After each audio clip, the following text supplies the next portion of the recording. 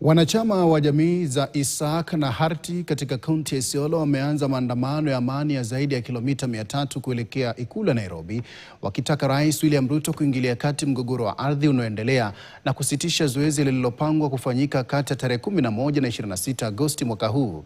Jamii hizo zinasema kwamba haziungi mkono zoezi hilo kwa kuwa masuala muhimu yanayohusu umiliki wa ardhi bado hayajapatiwa ufumbuzi licha ya juhudi za muda mrefu za kutafuta haki kupitia taasisi mbalimbali za serikali.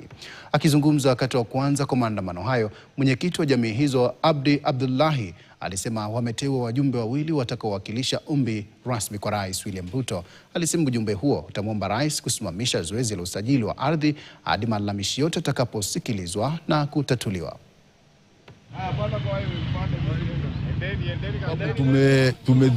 Tumedhulumiwa kwa muda mrefu, tumenyanyaswa kwa muda mrefu. Leo kilio chetu, tumemkabidhi kijana wetu, anatembea na mguu kutoka hapa Isiolo mpaka State House kufikisha malalamiko yetu mbele ya Mheshimiwa President. Hapa tulivyo sahi tumekuwa marginalized people, tumedhulumiwa sana.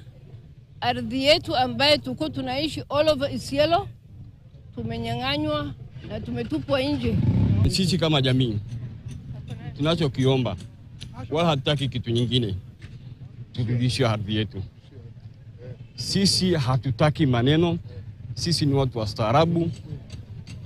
For 60 years tumeholdiwa in a concentration camp.